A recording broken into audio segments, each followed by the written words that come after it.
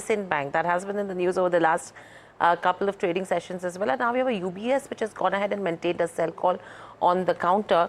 If you talk about a UBS overall as well, clearly in terms of the performance, the stock, if you pull up a long-term chart, 3.5% is the kind of downtick that you're seeing.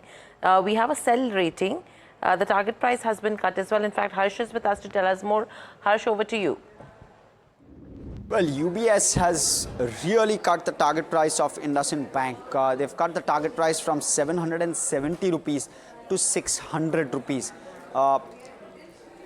In that sense, there's actually a downside now to UBS's estimate. And what they are saying is there's just very weak visibility that IndusInd is showing at this point. It's going to be a challenging year. There are going to be rate cuts as well. So macro doesn't look too good. Plus, IndusInd has its own set of challenges. And therefore, there are multiple overhangs, which is going to drive a de-rating on the stock is what they feel.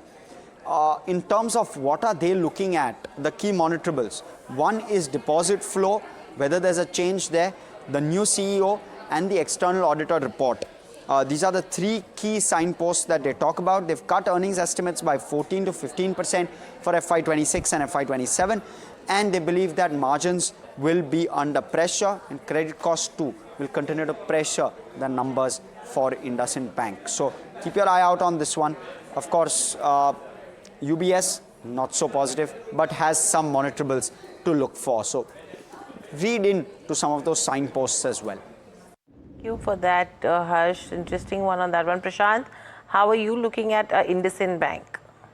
I think yes, near term there will be a lot of triggers for the stock. One would be the internal report, which will be coming out very soon in this week or next week. That will give us a lot of actual value of loss which they have derived from the derivative portfolio, which was assumed to be around 1,500 crores to 2,000 crores. So anything in this case, in this around this value, that will be very positive for the stock. But again, deposit growth will also be one major concern. One should wait and watch again for the month on month as well as on quarter. So that will also help the investors to understand what actually the confidence is with the customers, with the bank. So I think downside is limited. I'm not going to have a very big negative outlook on IndusInd Bank.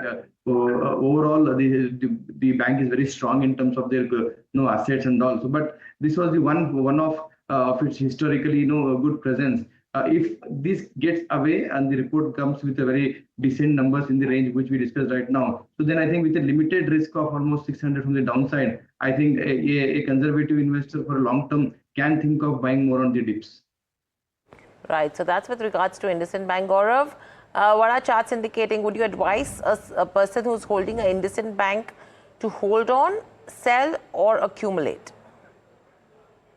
See, for a long-term perspective, my friend has already suggested to hold on to it. But from a trading perspective, a short-term trading perspective, this is nowhere something that I would even consider at this point of time.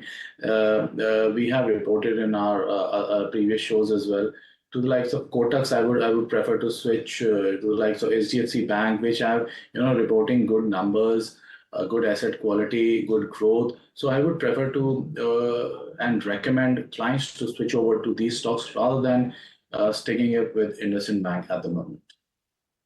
Right. So that's with regards to IndusInd Bank and the HDFC, which is seeing gains of nearly a little over 1% as we speak. But thank you, Prashant and Gaurav, so much for joining us on the show. We're running slightly out of time. So these are a few stocks that we should be watching out for as well in terms of the commentary.